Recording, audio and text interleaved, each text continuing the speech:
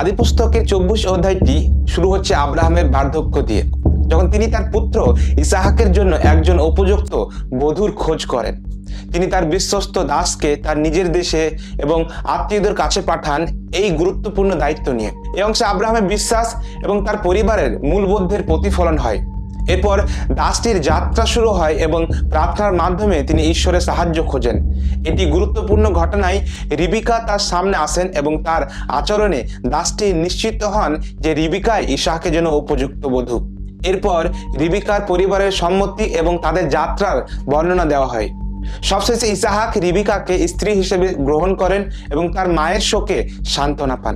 নমস্কার প্রিয় বন্ধুরা, আমি মলয় দাস, জিএস লাভ বাঙালি চ্যানেলের পক্ষ থেকে আপনাদের সকলকে আরো একবার জানাই আন্তরিক স্বাগতম।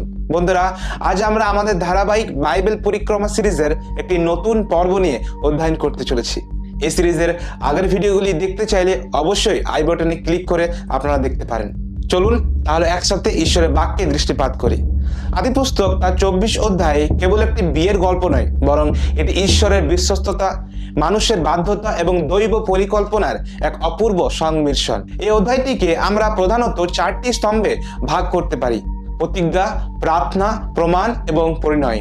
প্রথমত, আব্রাহামের পরিকল্পনা ও প্রতিজ্ঞা, যা আমরা 24 অধ্যায় 1 থেকে 9 পদে পাই।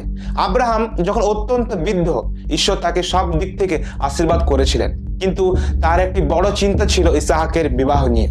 তিনি কোনো কনানীয় মেয়ে চাননি। আব্রাহাম জানতেন কনানীয়রা মূর্তি পূজক, তাদের সংস্কৃতি ও ধর্ম ইসাহাককে ঈশ্বরের পথ থেকে বিচ্যুতি করতে পারত। তাই তিনি তার বিশ্বস্ত দাসকে, যিনি সম্ভবত দমস্কসীয় ইলিয়াজার, তাকে নিজের দেশে পাঠান, উরুর নিচে হাত রেখে শপথ করিয়ে। এটি প্রাচীন মধ্যপ্রাচ্যের একটি অত্যন্ত গম্ভীর শপথ পদ্ধতি। এটি বংশধারা এবং জীবনের উদ্দেশ্যে প্রতীক, যা বোঝায় যে এই শপথ ভঙ্গ করা মতেই তিনি নিজের জীবনের প্রতি অস্তিত্বকে অস্বীকার করেন। আব্রাহাম ইসাহাককে পাঠাননি।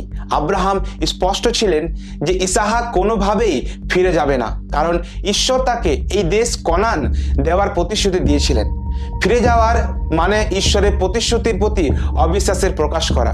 এবং এরপর আমরা দেখি কি দাসের যাত্রা ও অসাধারণ প্রার্থনা, যা আমরা 24 অধ্যায় 10 থেকে 14 পদে দেখতে পাই। দাসটি 10টি উট নিয়ে মেসোপটেমিয়ার নাহরের নগরে পৌঁছালেন। তিনি ঈশ্বরের কাছে একটি নির্দিষ্ট চিহ্ন চাইলেন।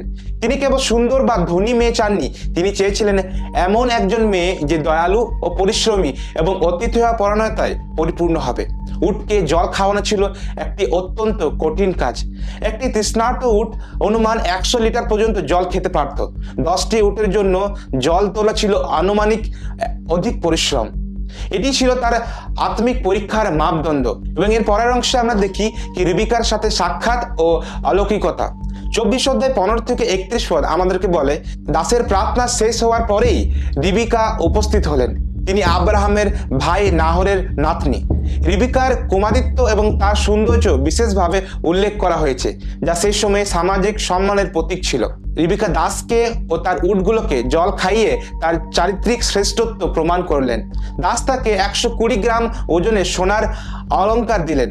এটি কেবল উপহার নয়, এটি ছিল আব্রাহামের ঐতিহ্যের প্রমাণ এবং বিয়ের প্রস্তাবের একটি আনুষ্ঠানিক ইঙ্গিত। এর পরের অংশে আমরা দেখি কি বিয়ের প্রস্তাব ও পরিবারের সম্মতি, যা আমরা 24 অধ্যায় 32 থেকে 60 পদের মধ্যে পাই। রিবিকার ভাই লাবন ও বাবা বথুয়েল দাসকে আপ্যায়ন করলেন, কিন্তু দাসটি অত্যন্ত নিষ্ঠাবান ছিলেন। তিনি কাজ শেষ না করে খাবার গ্রহণ করতে অস্বীকার করলেন। তিনি পুরো ঘটনা বর্ণনা করলেন, কিভাবে ঈশ্বর আব্রাহামকে আশীর্বাদ করেছেন এবং কিভাবে কুয়োর ধারে রিবিকাকে পাওয়া ঈশ্বরের পরিকল্পনার অংশ।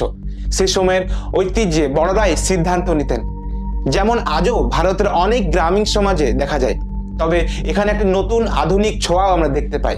যখন রিবিকাকে জিজ্ঞেস করা হলো তিনি তৎক্ষণাৎ যেতে রাজি কিনা, তিনি সাহসের সাথে বললেন, আমি যাব।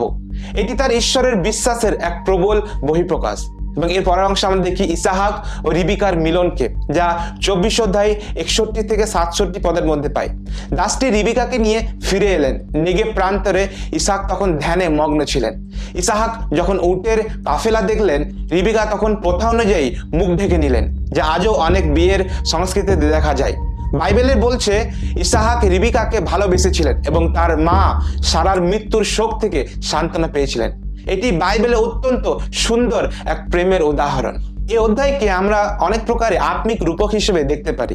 যেমন অনেকে এই অধ্যায়টিকে একটি আধ্যাত্মিক রূপক হিসেবে দেখেন, যেমন পিতা আব্রাহাম যিনি ঈশ্বর পিতার পূর্বাভাস, এবং পুত্র ইসাহাক যিনি খ্রিস্ট, যিনি মৃত্যুবৎ দশা থেকে ফিরে এসেছিলেন এবং বর হিসেবে প্রতীক্ষায় ছিলেন, এবং দাস হলেন পবিত্র আত্মা যিনি কনের অর্থাৎ মণ্ডলীর বা বিশ্বাসীর সন্ধানে পৃথিবীতে কাজ করছেন।